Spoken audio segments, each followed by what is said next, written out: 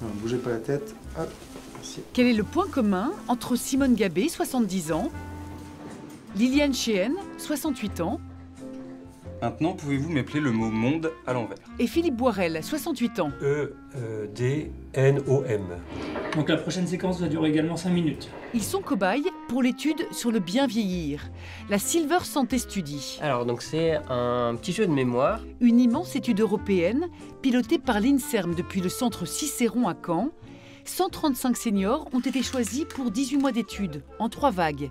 Des Normands volontaires de plus de 65 ans. Je me suis dit, pourquoi pas participer à cette étude.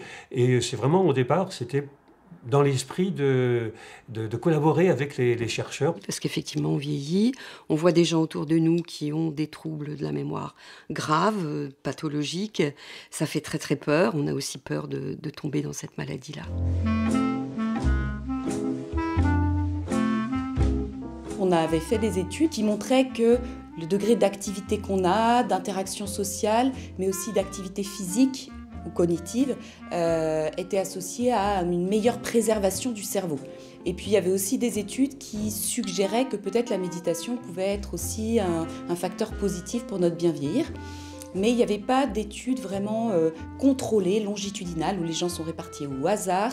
On propose des interventions de méditation ou d'apprentissage de l'anglais et on regarde l'impact chez ces mêmes personnes. Les 135 seniors ont été répartis de manière aléatoire en 3 groupes. Liliane est retournée à l'université de Caen tous les jeudis pendant 1 an et demi pour des cours d'anglais. I like to try a new recipe. Peut-être une odeur dans la pièce où vous êtes. Simone, elle, a appris à méditer. Quant à Philippe, il fait partie du groupe contrôle, sans activité en plus. Le groupe de référence, pas de changement à sa vie déjà bien remplie. Évidemment, le groupe contrôle, on continue à vivre comme avant. C'était facile.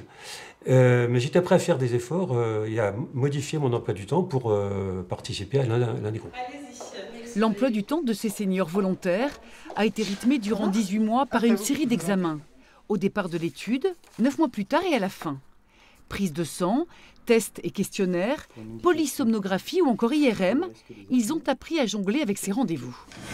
On va voir si vous avez grandi. Tous les résultats sont compilés à Cicéron, dans ces classeurs et étudiés par les chercheurs selon leur spécialité à Caen ou dans un des pays associés au projet. Donc on va s'intéresser à ce qu'ils ont mangé, donc à leur poids au cours de leur vie. Est-ce qu'ils ont pratiqué des activités physiques? Est-ce qu'ils sont allés longtemps à l'école? Est-ce qu'ils ont continué à pratiquer des activités cognitives, mots croisés? Est-ce qu'ils se sont inscrits à l'université interâge?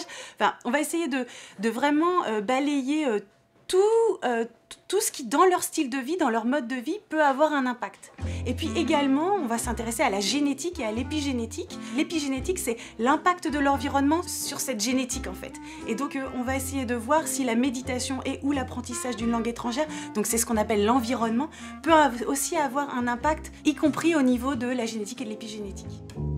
Est-ce qu'on peut retarder les effets du vieillissement en apprenant ou en méditant? Muscler son cerveau, sa mémoire, éviter la démence. Cette étude espère apporter des réponses scientifiques à une population qui vieillit en France et dans le monde entier. Le nombre de seniors devrait pour la première fois dépasser celui des enfants dans 27 ans. Un massage.